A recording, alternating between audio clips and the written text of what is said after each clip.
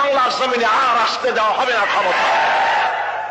ধর্ষণ দিয়ে, সন্ত্রাস দিয়ে, খুন দিয়ে সব শেষ করেছে। তারপরে এদেরকে ক্ষমতায় আসতে দেওয়া যাবে না, এই কারণে দলীয়করণ, আত্মীয়করণ, বংশীয়করণের ইতিহাসের নিকৃষ্টতম দৃষ্টান্ত তারা এই জাতির সামনে পেশ করেছে। একেবারে টয়লেট কিপার থেকে শুরু করে সর্বোচ্চ পর্যায় পর্যন্ত নাম নিলাম না, সব দলীয়করণ করেছে তারা। লুটে পুটে, ওই যে সেই কথা আছে, উলট পালট করে দেমা লুটে পুটে খায়, সমস্ত দেশকে লুটে পুটে খেয়ে শেষ করেছে। সেদিন আমি বিজয়নগরে সেই বিএনপি অফিসের সামনে, এই যে কয়েকদিন আগেই সেখানে আলোচনায় বলেছিলাম যে এক লোক আগে এসে আমাকে বলছে, কয়েছে হুজুর এরা তো 5 বছরে খাইয়া খুইয়া সব শেষ করে ফেললো, এরপর আপনারা এসে করবেন কি?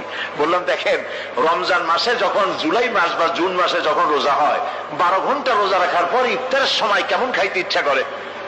কয় যে হুজুর সামনে যে শরবত থাকে, চানাচুর থাকে, পেঁয়াজি, বেগুনি, তারপরে তরমুজ, যা কিছু থাকে, শুধু ফলমূল আর শরবত না, শরবত থাকে যে গ্লাসে, যে জগে, ওগুলো শুদ্ধা খাইতে ইচ্ছা করে।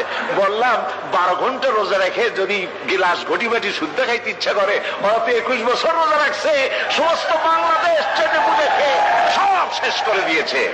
জাতির ভাগ্য ভালো, এরা এই সাবেক প্রধানমন্ত্রী শেখ হাসিনা ভাগাভাগি করে 2 বোনে যে বলে না, এই যে আমাদের এক বোনকে বঙ্গভবন দেওয়া লাগবে আর এক বোনকে গণভবন দেওয়া লাগবে, জাতির কপাল কত ভালো। এরা যদি আবার ক্ষমতায় যেতে পারে, গোটা বাংলাদেশের মানচিত্র কুরে কুরে খেয়ে ফেলে দেবে।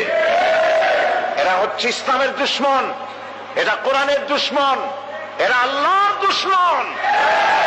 শেখ মুজিবের চাইতেও নিকৃষ্ট হচ্ছে তার মেয়ে। এক কাফন চোরার গল্প সেদিন আমি বলছিলাম জনসভার ভিতরে। কাফন চোর, এই কাফন চোর মরে যাওয়ার সময় তার ছেলেদের বলল, আমাকে তো কেউ ভালো বলে না, এমন কাজ করবি যাতে আমার থেকে তোদেরকে ভালো বলে।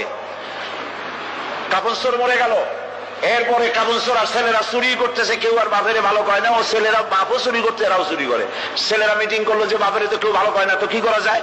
শেষ পর্যন্ত তারা এক কাজ করলো নতুন করে, শুধু কাপড়ই তারা চুরি করে না, কাপড়টা চুরি করে লাশটার গলায় দড়ি বাঁধিয়ে গাছে ঝুলাইতে আরম্ভ করলো। লোকেরা বলা করলো, বলা আরম্ভ করলো, এর থেকে তোর বাপ ভালো ছিল। ওর বাপে তো শুধু কাপড় চুরি করেছে, ওর বাপে তো কোন লাশ ঝুলে রাখে না, এ শয়তানের তো লাশও ঝুলে রাখলো। আজকে জাতীয় কথা বলতেছে, শেখ মুজিব তো তার মেয়ের মতো সাইকুল হাদিস গ্রেফতার করে নাই, মাদ্রাসা বন্ধ করে নাই, আলেমদেরকে অত্যাচার করে না। এই মুজিবের চাইতে নিকৃষ্ট বেহায়া তার মেয়ে। একজন মহিলা হয়ে তিনি মুসলমানের মেয়ে বলে দাবি করেন, আমরাও মনে করি একজন মুসলমানের মেয়ে, কিন্তু কোন মহিলা পরপুরুষের সাথে হাত মিলাতে পারে না, হারাম। তিনি যত পুরুষের সাথে দেখা উনি হাত মিলান, শুধু তাই নয়, পরপুরুষের দেওয়া হাতে চুমা উনি গ্রহণ করেন।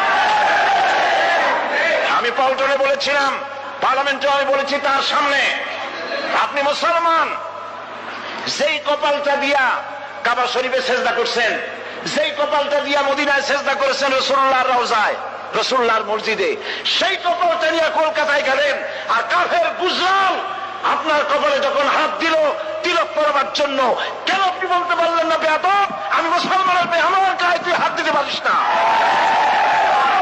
সুতরাং কাফেরের হাতের চন্দনের তিলক কপালে পরে পার্লামেন্টে বলেছি, কপালে পরে আপনার ইজ্জত কদ্দুর নষ্ট হয়েছে আমরা জানি না, কিন্তু মুসলমান দেশের প্রধানমন্ত্রী হিসাবে বাংলার 13 কোটি মুসলমানের ইজ্জতকে মাটির সাথে আপনি মিশাই দিয়েছেন।